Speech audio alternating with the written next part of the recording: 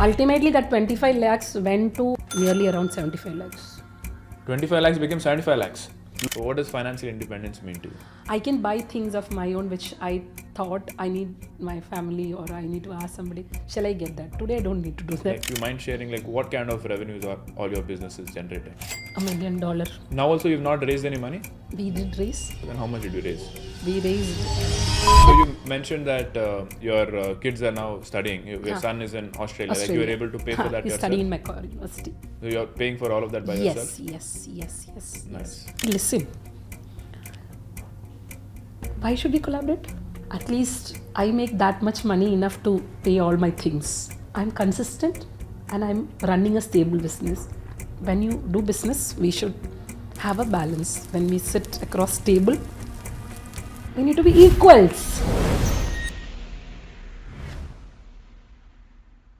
Would you mind sharing like what is like your net worth like currently, like your personal net worth? 5 or 6 crore. Maybe I have. 5 to 6 crores. But you're including your net stake in your startups. No, that is different. Huh. Oh, please, that is different. Then including all of that, you'll be worth anywhere from 20-30 crores. That is a phenomenal story. Yeah.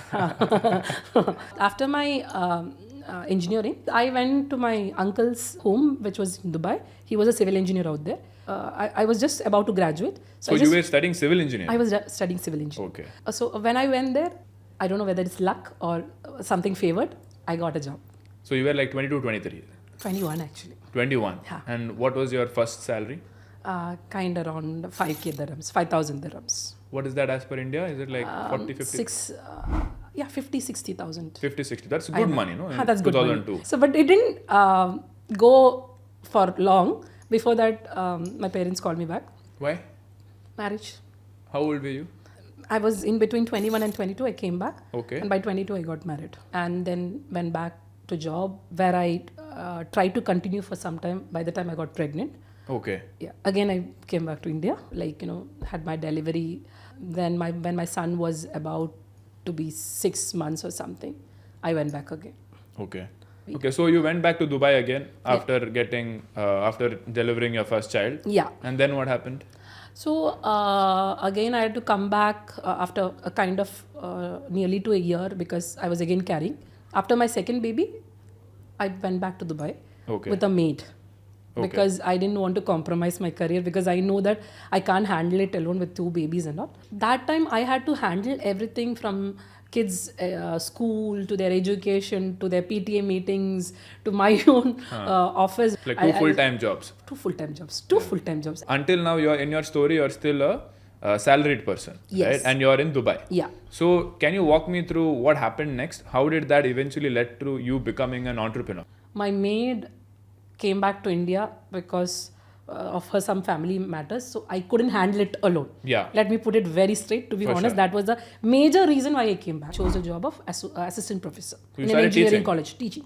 So that time they were finding it very hard to get placements. Yeah. And I was a placement head of that college. So I created a curriculum called Lakhs, Learning Innovative Key Employment Skills.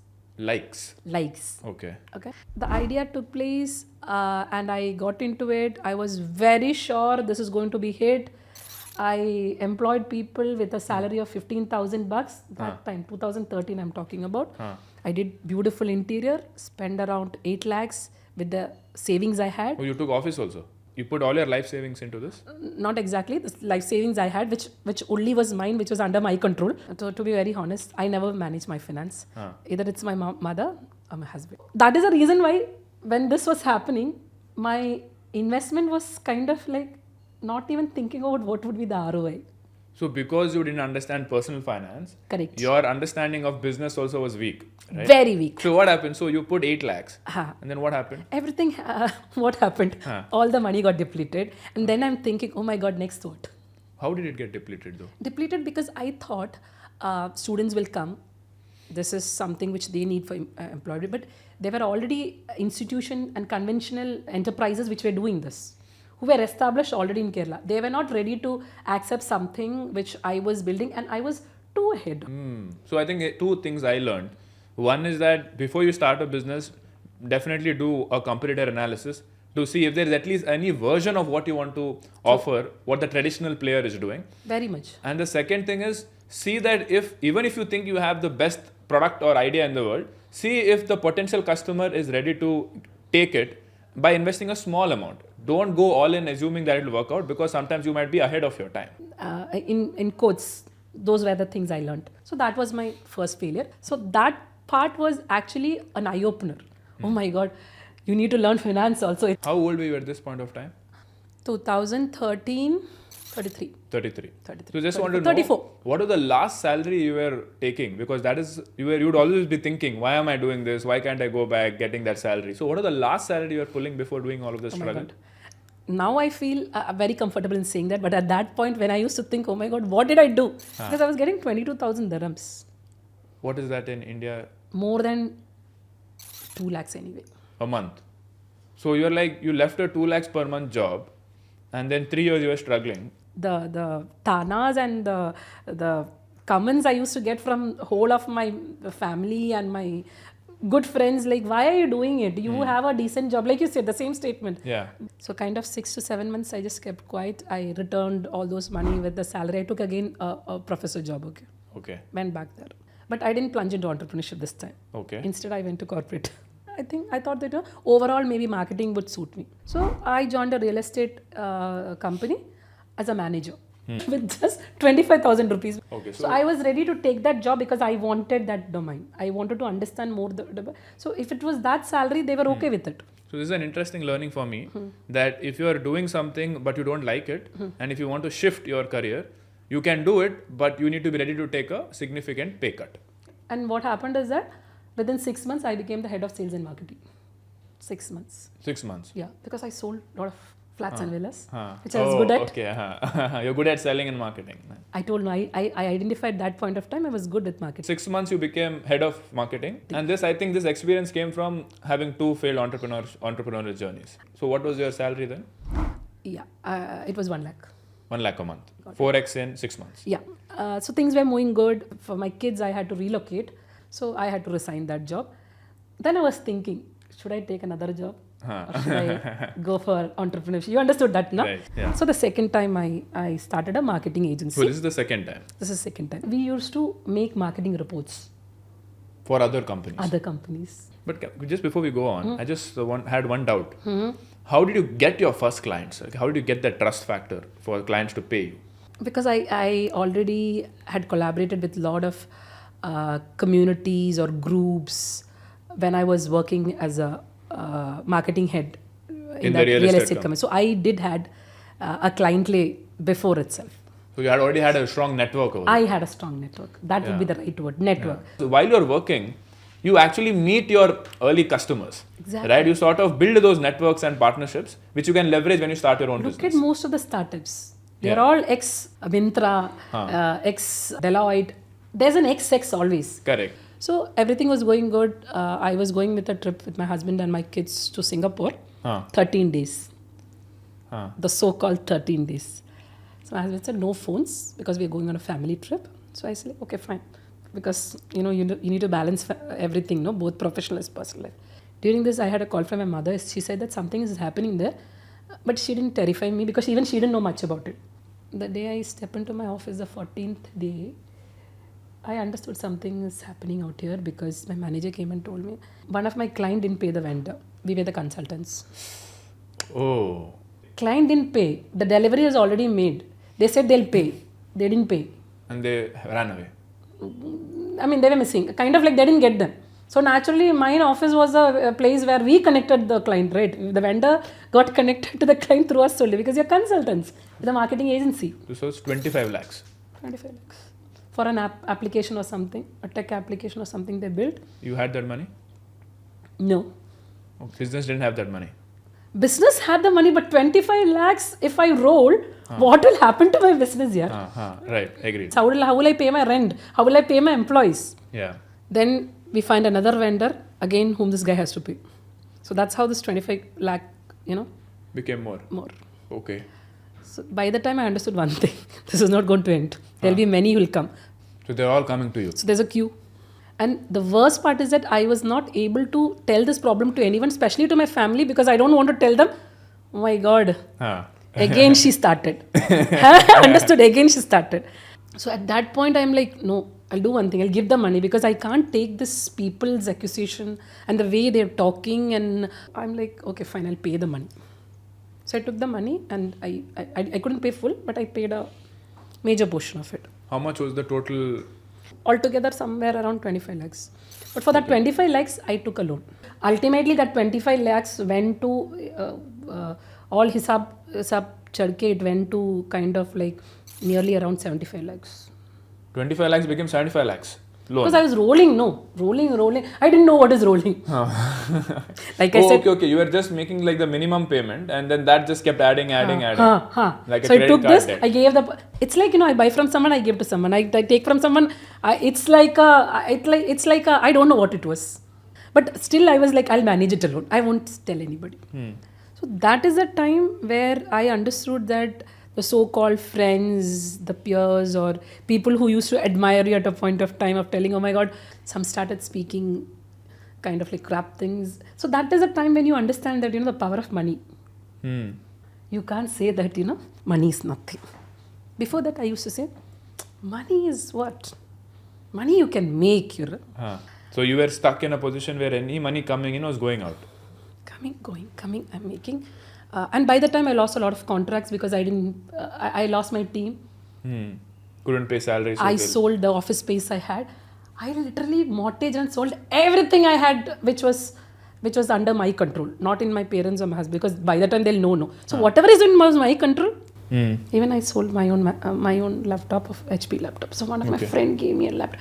This I didn't tell anybody, okay? I'm just doing because I can't tell anybody, no, this is happening. So when going through all of this, only you were alone. You didn't tell your husband, didn't tell your parents. No. Because you're scared of what they'll think. And you can't blame that, oh my God, situations are like this, so this happened. Yeah. You chose it, you should own whatever you did. So I owned it. Okay, I did this. Now I am the one who's going to get out of the situation. And then one of my friend bought me a small project of 25,000 rupees. At that time I used to do only 1.5 lakh project or something like that. But even 1.5 lakh thing I'll do for 25,000 because you have no money. You sadak pe aage yaar. It's like what? I'm like, no, 25,000. I'll take up the job. I gave a marketing analysis. They gave me this money. 25,000. Another company came in. They wanted a bit more analysis of education-based company. And another real estate came. For survival, be like, I can stand. But how am I going to clear all because it's not completely over. Yeah. And what am I going to do? Future, career, entrepreneurship or corporate? At least something I have to do now. I can't wait like this.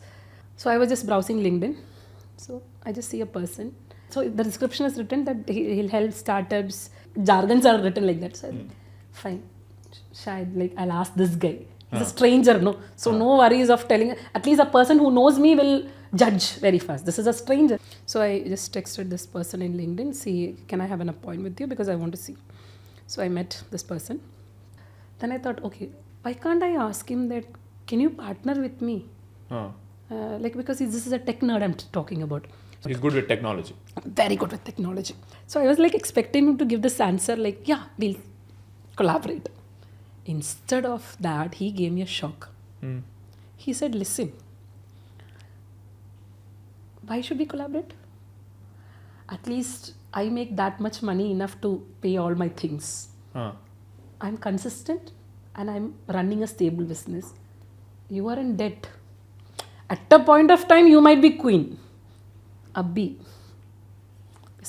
when you do business, we should have a balance. When we sit across table, we need to be equals. It's a fair point also. Fair point, Sharan. And I'm the first time in my life somebody is giving me that big knowledge. So I was sure of that this guy is very straight and he's very honest. Yeah.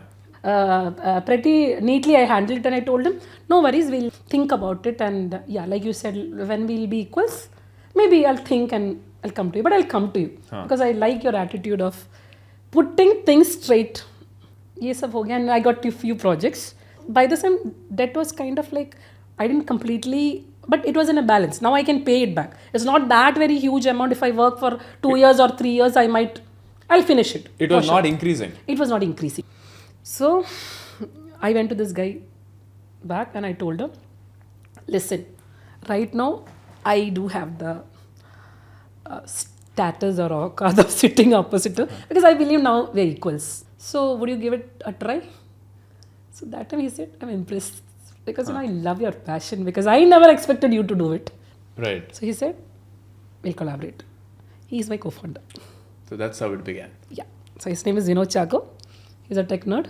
So I started all my companies with him. How much ticket size were you getting that time? For marketing and all, it's like 50,000 to 1 lakh. I mean, it varies. Yeah. But for branding, we can take from basically 3 lakhs to 10 lakhs even, because a lot of process involved, right? Nice. And it's a continuous process. So Vinod had an idea of creating a platform that is connected to cloud domain. So for me at that time, the other business is getting higher ticket size now. Right. This is like 500, 300, 1,000. Volume wise, how much we'll have to bring? Yeah. But there I forgot. This is a retainer thing. Monthly retainer, because ek mahine to they won't pay, right? Next month also they want their website and their application to, right? So this is like once you acquire a customer, the lifetime value is very high. And we have our retention is kind of more than 95%. Wow. Once they subscribe to your product. And this guy is too good with this technology. Like he said, I said, nah, he's a technological nerd. So he is a brainchild of Flexi Cloud, my startup, present startup. I'll explain about what is Flexi Cloud. Yeah. So in Flexi Cloud, we have built a PaaS platform where we bring all a public cloud under one umbrella, like Amazon, DigitalOcean. So what we do is that we don't have a cloud of ourselves. We take these cloud providers, we manage their applications, websites. Okay. The server part is completely handled by them. You give to us, you are in peace. Uptime issues is not your issue. Security issues is not your issue. How do you make money out of this? Like, so we have a collaboration with these, what do you call the cloud providers? Because again, in a way, we are giving their cloud to the customers, right? Correct. We are kind of like their promoters or maybe channels. Yeah. We get a safe of profit of like 40% we get out of it. Profit of 40%. 40%. So as of now, if you mind sharing, like what kind of revenues are all your businesses generating? Kind of around $1 million. So now also you've not raised any money We did raise. recently? Yeah. Like 3 months back, I suppose. So who are your investors and how much did you raise? So we raised at a 10% dilution. We raised 5 CR.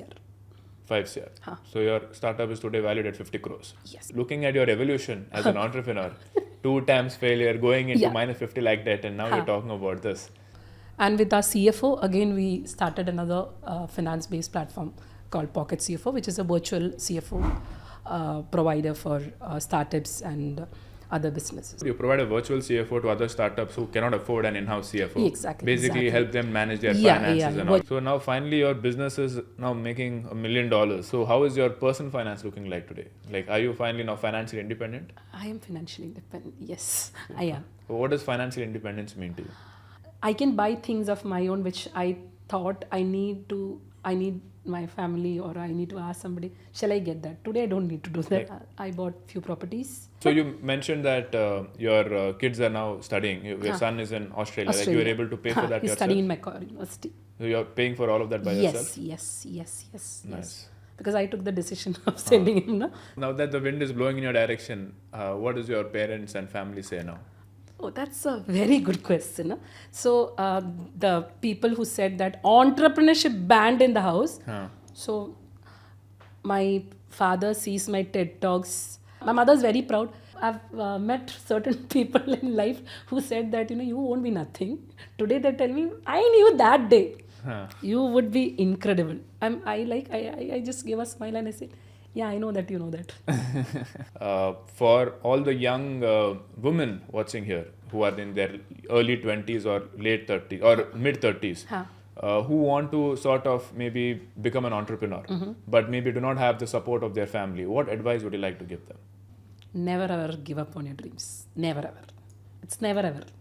Once you do that, things will fall in its place. But you just need to believe in yourself. You fail at that moment, when you actually give up on you. I think I didn't do that. I didn't ever give up on me. Right. And because you become you are getting into entrepreneurship, you can't balance the other part of life. You can't put that excuse. This is a responsibility you take. That part is always there. This is an additional responsibility. And finance is very important in this, because you have to have a perfect financial structure at each phase, from the ideation to the early stage to scale up. Where are you getting this money? Do you have the backup of it? Because I failed because I didn't have a backup. Second time I failed because I didn't have backup. First time I failed, I didn't even had an understanding where I'm investing, what I'm investing. So every phase you have to have a finance. Finance is a very strong thing. Finance is always there in that. Awesome, guys. On that note, I'll see you on the next one.